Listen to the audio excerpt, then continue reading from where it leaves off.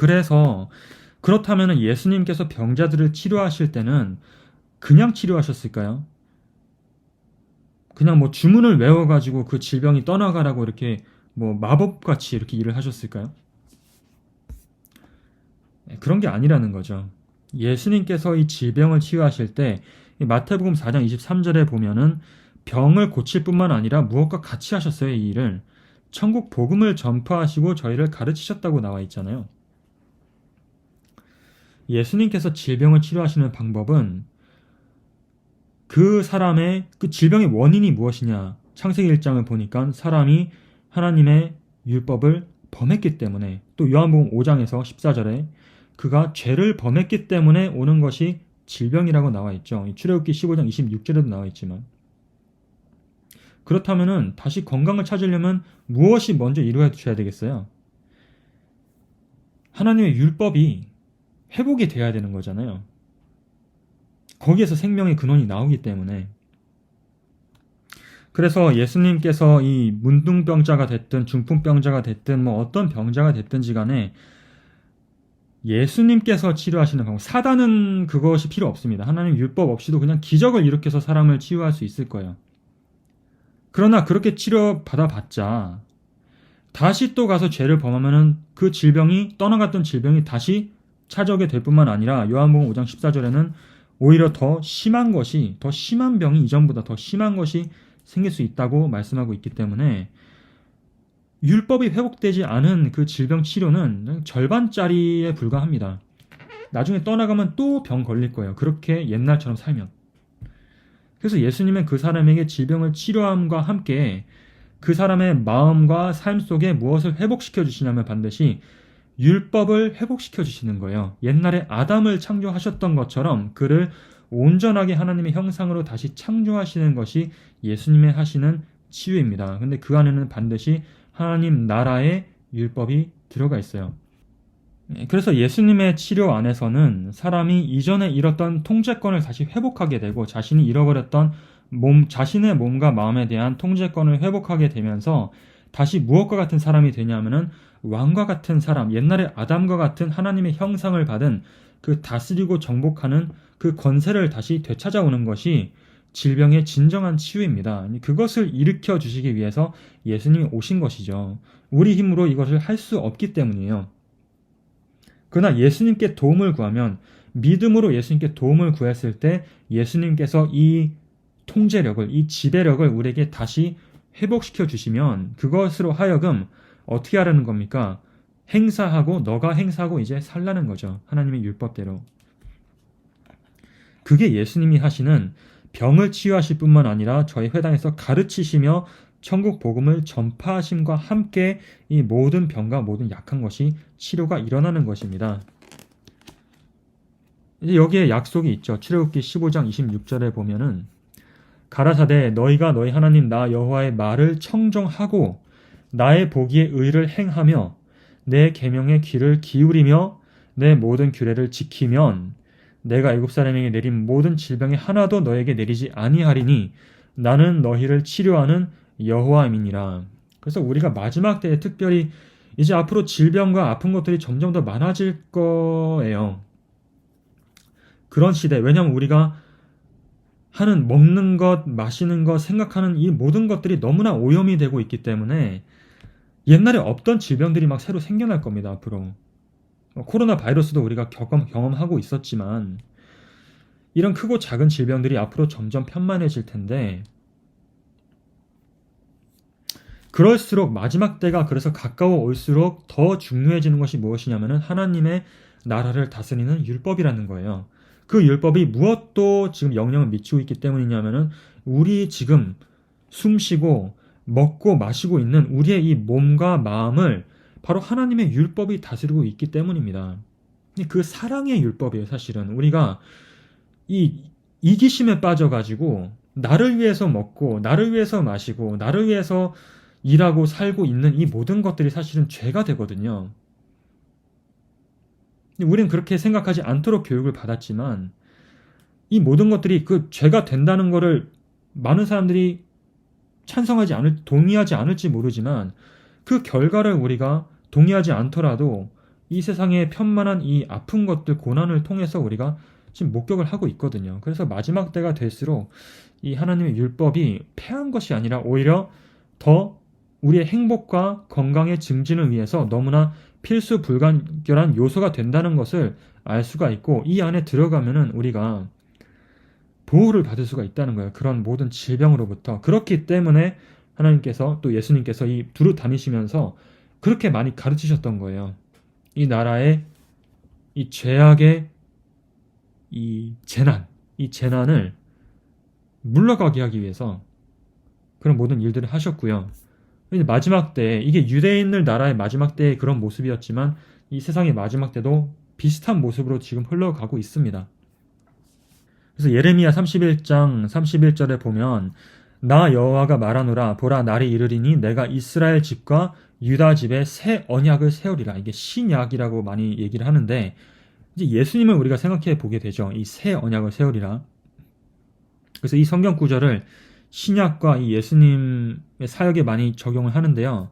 근데 이 사역도 보면은 예레미야 31장 33절에 보니까 나 여호와가 말하노라 그러나 그날 후에 내가 이스라엘 집에 세울 언약은 이러하니 곧 내가 나의 법을 그들의 속에 두며 그 마음에 기록하여 나는 그들의 하나님이 되고 그들은 내 백성이 될 것이라. 결국 결론이 또 무엇으로 귀결되냐 하면은 그분의 영을 주시고 이 새 언약을 세우시는 목적이 무엇이냐면은 그분의 율법을 우리의 속에 지워졌던 그 율법을 다시 기록해 주겠다는 약속이에요. 그것이 새 언약입니다. 그 일을 지금 예수님께서 병자를 치유하시면서도 하시고 있다는 것을 우리가 알 수가 있죠. 그러니까 병이 그냥 치유되는 것이 아니라 예수님께서 그분의 나라의 율법의 원칙들을 그들의 마음에 다시 새겨줄 때 그들의 삶의 치유가 일어나는 거예요. 근데 이게 누구의 능력으로 말미암았냐면 예수님의 언약의 효력으로 말미암아 일어나는 것이지 내가 그 율법을 쓰는 사람은 아니라는 겁니다. 그래서 예수님의 도움이 절대적으로 필요한 것이고요. 그 도움을 구하러 나온 모든 사람들이 치유를 받았다는 것은 누구도 예수님께 나가면 치유를 받을 수 있느냐? 우리도 마지막 때 예수님께 나가면 똑같은 방식으로 그들이 옛날에 예수님께 나아가서 그분을 만지고 간구하고 했던 것처럼 우리가 그렇게 했을 때 예수님께서 그분의 이 언약에 따라서 법을 우리의 마음에 다시 새겨주시면 그 법이 깨어짐으로 말미암아 생겼던 모든 문제들이 해결이 되겠죠. 그래서 에스겔 36장 26절과 27절에는 또 새 영을 너희 속에 두고 새 마음을 너희에게 주되 너희 육신에서 굳은 마음을 제하고 부드러운 마음을 줄 것이며 또 내 신을 너희 속에 두어서 성령을 주시겠다는 말이잖아요. 그 목적은 너희로 내 율례를 행하게 하리니 너희가 내 규례를 지켜 행할지라. 이게 이제 또 결론입니다. 성경은 처음부터 끝까지 다 똑같은 말을 하고 있죠. 우리가 혼란을 일으킬 필요 전혀 없고, 이제 그렇게 유대인 나라의 병자들이 많았던 이유가 그 죄를 범했기 때문에, 하나님의 율법이 깨어졌기 때문에 이 나라에 질병이 많이 있는 것이잖아요. 마태복음 15장에 보시면 이 나라를 예수님 오시기 전까지 이끌고 있던 그 지도자들이라는 사람들이 하나님의 말씀을 이제 맡아서 백성들에게 가르치는 사람들이잖아요. 그런데 그들이 어떻게 했느냐 보니까 마태복음 15장 3절 예수님이 대답하여 가라사대 너희는 어찌하여 너희 유전으로 하나님의 계명을 범하느냐. 그들은 범법자라고 말씀하고 있는 거죠. 그 하나님의 말씀을 율법을 가르친다고 하는 그 율법사들이 다 자기들이 가르친다고 주장하는 그 율법의 범법자들이었기 때문에 그들의 인도를 따라가는 백성들도 역시 뭐로 인도할 수밖에 없어요. 범법자로 만들 수밖에 없는 거죠. 범법자가 뭐를 만들겠습니까? 죄인들밖에 더 만들겠어요? 마태복음 15장 14절에 보시면 저희는 소경이 되어 소경을 인도하는 자로다. 만일 소경이 소경을 인도하면 둘이 다 구덩이에 빠지리라. 당연한 얘기죠. 지도자들이 소경이기 때문에 백성들도 소경이 되는 것이고, 지도자들이 범법자이기 때문에 백성들도 범법자가 되는 거예요. 근데 심지어 자기가 범법자인 줄 알지도 못해요. 소경이기 때문에. 그러니까 얼마나 심각한 그런 상황입니까? 그 결과로 온갖 질병들이 이 나라에 득실득실 하는 것이고, 예수님께서 그것 치료하느라 하루 종일 밥도 먹지 못하고 고칠 수밖에 없는 그런 상황으로 그 지경으로 만들어 놓은 것이 이 바로 지도자들의 이 뭐라 그럴까요? 불법의 그 삶이었다는 거예요. 그들의 유전으로 하나님의 계명을 범하였도다. 9절에 보니까 사람의 계명으로 교훈을 삼아 가르치니 나를 헛되이 경배하는도다.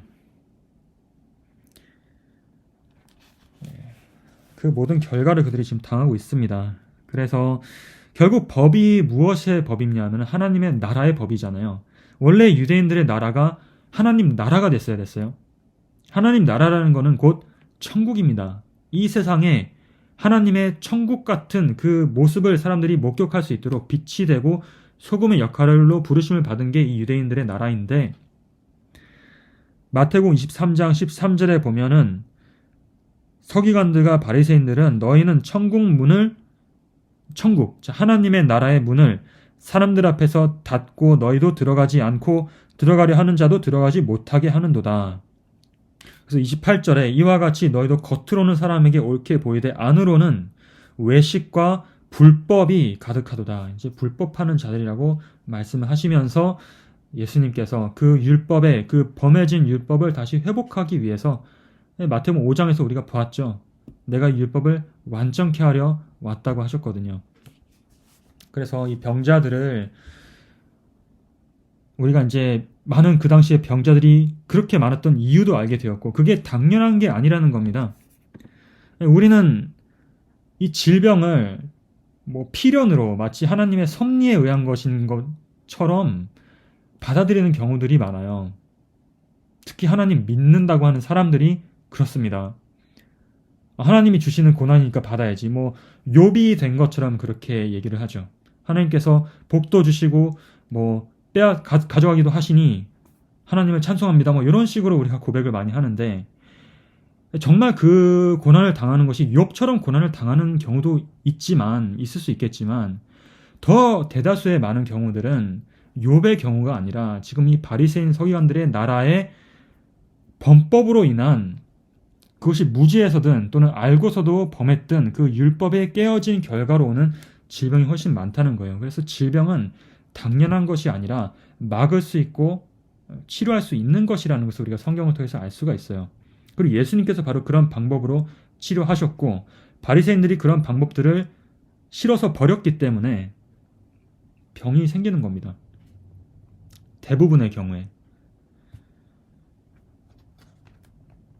그래서 우리가 공부할 필요도 있고요. 하나님의 말씀에 정말 뭐라고 나와 있는지, 우리가 어떻게 살아야 되는지 말씀에 다 나와 있을 거 아니에요.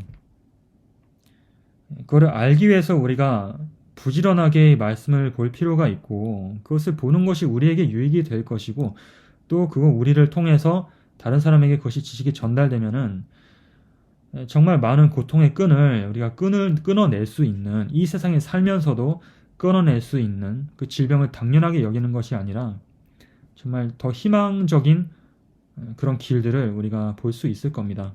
하나님의 말씀을 통해서. 그리고 이 율법이 우리가 지식적으로 그리고 우리의 행동과 삶이 당연히 따라가야 되겠죠. 하나님의 은혜로. 그렇게 되었을 때 정말 하나님 믿지 않는 사람들까지도 무엇을 확인할 수 있겠어요. 하나님의 율법이 정말로 맞다, 옳다는 것을 좀 알아야 되겠죠.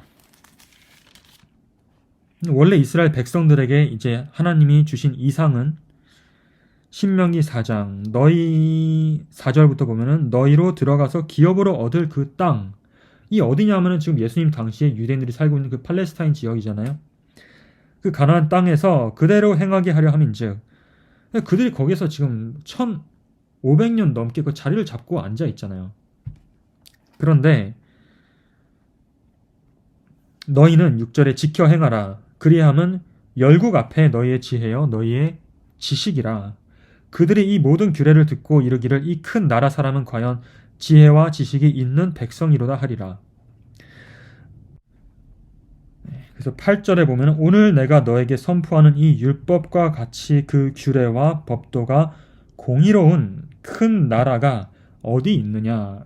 정말로 없습니다. 그런 나라가 이 당시에도 유대인들의 나라 외에는 그런 나라가 없었고요. 마지막 때에도 정말 하나님의 계명과 예수의 믿음이죠. 그것을 지키고 그것을 가지고 있는 백성 외에는 그런 나라 백성들이 없다는 거예요. 그래서 누구밖에 희망이 없냐 하면은 사실 하나님의 백성에게 희망을 걸 수밖에 없어요. 그 희망의 중심에는 하나님의 율법에 무너진 곳이 회복되고 수보되는 그 일이 반드시 있다는 것을 우리가 예수님의 사역을 통해서 보았고, 그것이 정말 몸과 마음의 모든 망가진 곳들을 치유한다는 것을 우리가 보면서 정말 이 보화를 우리가 소홀히 여기지 않고 우리의 마음과 삶에 정말 하나씩 하나씩 하나님께서 보여주시는 것마다 감사한 마음으로 받아들이게 되기를 간절히 바랍니다. 기도하고 시간 마칠게요. 하늘에 계시는 저희 하나님 아버지, 저에게 정말 세상 어떤 나라나 백성보다도 더 뛰어나고 더 정말 진리인 하나님의 말씀과 이 말씀 속에 있는 율법, 하나님 나라의 원칙들을 이제 우리에게 공개해 주시고 그것을 따라 우리가 살아갈 때 얼마나 큰 몸과 마음의 축복과 행복을 우리가 누릴 수 있는지를 저희가 성령으로 말미암아 깨닫도록 도와주셨고, 정말 거기에 무거운 것으로 여기는 것이 아니라 거기에서 정말 빛을 보고 희망을 보고 하나님의 사랑과 약속을 봄으로써 그 율법을 우리의 삶에 감사하게 기쁜 마음으로 하나님을 순종할 수 있도록 저를 도와주시옵소서. 그래서 예수님께서 옛날에 그 율법을 회복하심으로 말미암아 많은 사람들을 사망에서 건지시고 많은 깨어진 몸과 마음과 또 가정과 사회를 회복시키셨던 것처럼 우리의 이 삶 또한 동일한 회복을 맛보고 그것이 이 어두운 세상에 빛이 되고 증거가 될 수 있도록 도와주시옵소서. 예수 그리스도 이름으로 간절히 기도드립니다.